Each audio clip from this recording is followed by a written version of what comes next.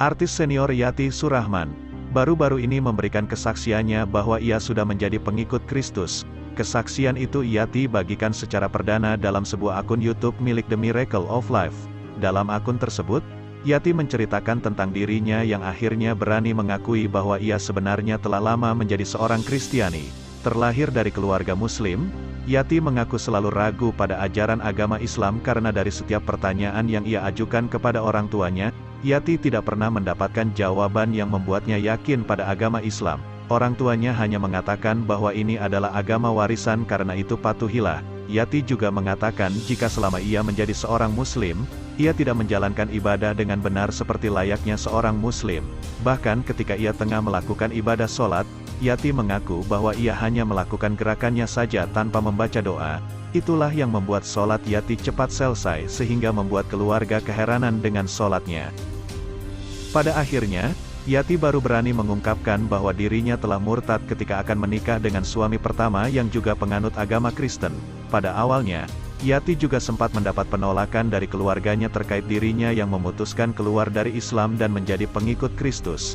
Ia bahkan dicoret dari ahli waris harta keluarganya, karena menurut keluarganya, seorang anak yang sudah keluar dari Islam maka ia sudah bukan lagi menjadi ahli waris dari harta orang tuanya. Meski mendapatkan perlakuan yang kurang menyenangkan dari keluarga, namun Yati tetap kekeh dengan keputusannya sebagai pemeluk agama Kristen. Namun sekarang, keluarga Yati sudah bisa menerima keputusan Yati yang memilih beda iman dengan keluarganya. Sebagai tulang punggung keluarga, Yati bahkan tak sungkan membantu keluarganya dan merawat orang tuanya.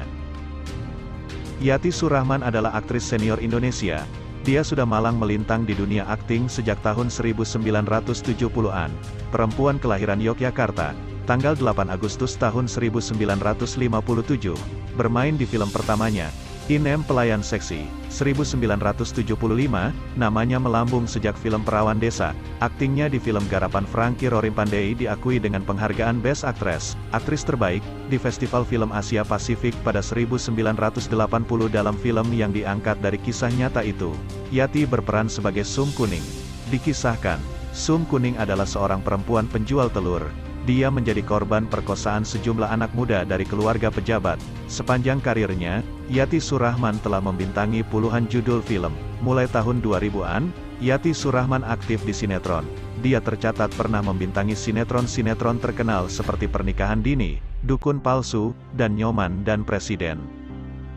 Pada 1995, berkat Dukun Palsu, Yati Surahman masuk nominasi pemeran utama wanita terbaik pada Piala Vidya, ajang penghargaan untuk sinetron Indonesia. Yati dikenal sering mendapatkan peran sebagai seorang nenek-nenek, baik di dalam film atau sinetron. Baru-baru ini, Yati Surahman membuat pengakuan mengejutkan. Dia sedang mengalami kesulitan ekonomi karena pandemi COVID-19. Dia tidak mendapat penghasilan karena syuting-syuting dihentikan selama wabah yang melanda Indonesia sejak awal Maret lalu.